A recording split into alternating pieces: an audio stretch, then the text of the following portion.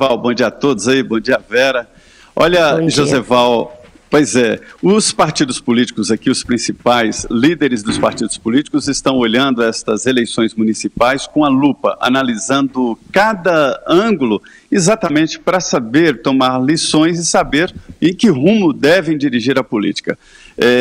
O segundo turno foi mais ou menos previsível, então a gente já tinha aqui ideia do que sairia para o Congresso Nacional destas eleições. A primeira é de que haverá um esforço muito grande para retomar a possibilidade de investimentos. Eu chamo de investimentos, né? Alguns chamam de doações para a campanha através das grandes empresas, de empresas em geral.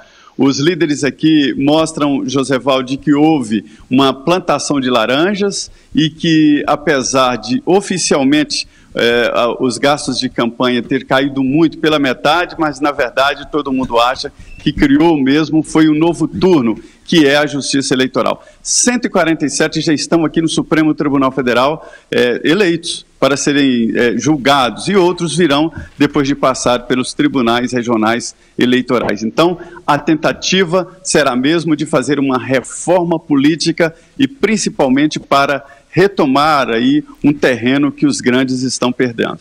Mas, Zé Maria, é exatamente isso. Tem uma leitura interessante que o PRB ganhou no Rio, o PHS em Belo Horizonte, o PMN em Curitiba. Será que vai ficar mais difícil avançar no Congresso a cláusula de barreira?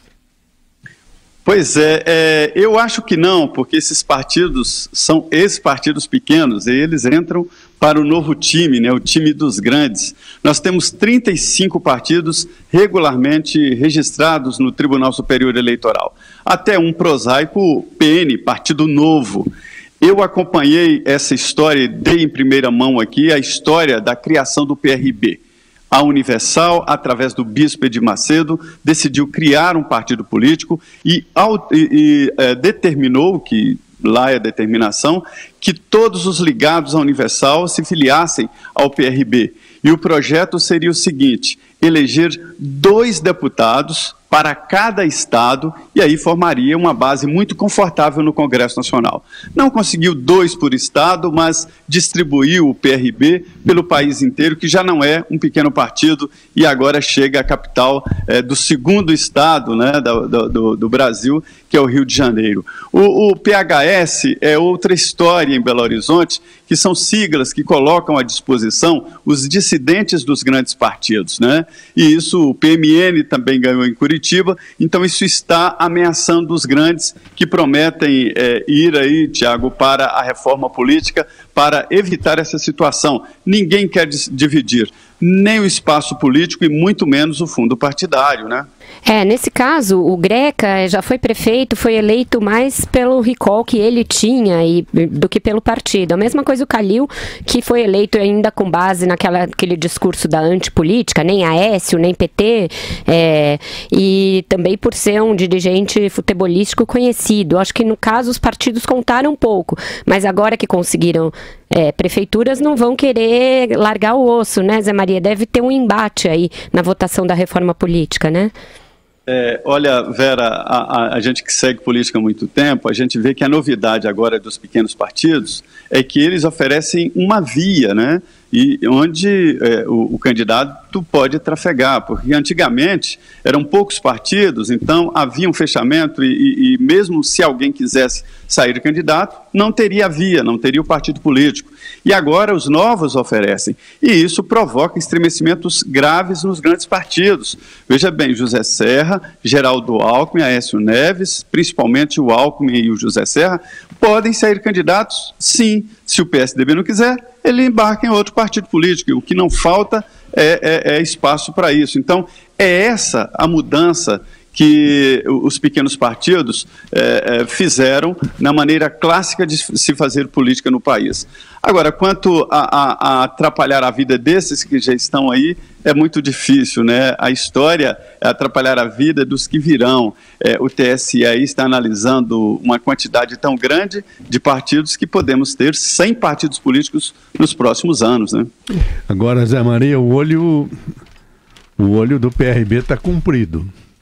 Porque já é um projeto, ele foi criado em 2005 para dar apoio ao ex-presidente Lula, até a ideia foi do ex-presidente Lula, e foi mais uma vez o chamamento dos evangélicos para apoiar o governo. O PRB ficou como dissidente da ex-presidente Dilma. A ex-presidente ligou diretamente para o bispo Edir Macedo e sentiu que a situação estava complicada quando o bispo Edir disse não vou continuar dando apoio. O então ministro do Esporte, Jorge Wilton, que é um pastor da Igreja Universal, brigou com a Universal para ficar no ministério, né? E a Universal expulsou o pastor Jorge Wilton, ele saiu do PRB, não é mais pastor da Universal, para você ter uma ideia como o partido é controlado, né? Então, estamos apenas mudando de mãos. E há aqui uma análise de folha inteira, uma entrevista com a Cristina Vidal, que é uma pesquisadora do setor político, dizendo que eles sonham em conquistar a presidência da República para poder dominar o Supremo Tribunal e colocar no judiciário, na Corte Maior do Brasil, os grandes temas da igreja, que é contra as minorias, etc, etc. É matéria de hoje da Folha. A ideia inicial do PRB, nós demos aqui na Jovem Pan em primeira mão, foi de dominar o Congresso Nacional e iniciar por aí para dar apoio ao ex-presidente Lula, uma sugestão. E viu que o projeto é real. A Universal consegue eleger 2 deputados para cada estado e formaria uma bancada no Congresso com um controle rígido assim, muito mais fechada do que o Partido dos Trabalhadores, né? Então, eu acho, Joseval, que democraticamente esses projetos eles existem em vários partidos. Todo mundo sonha chegar à presidência da República ou dominar a presidência da República, né?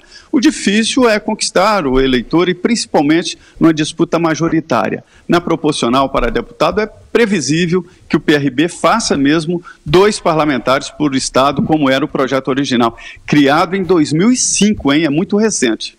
Não há nenhum problema, eu concordo com vocês. Eu acho que a pesquisadora falou uma enorme bobagem na Folha de São Paulo, que mostra um enorme preconceito com os evangélicos. Qualquer um forma seu partido político e participa das eleições.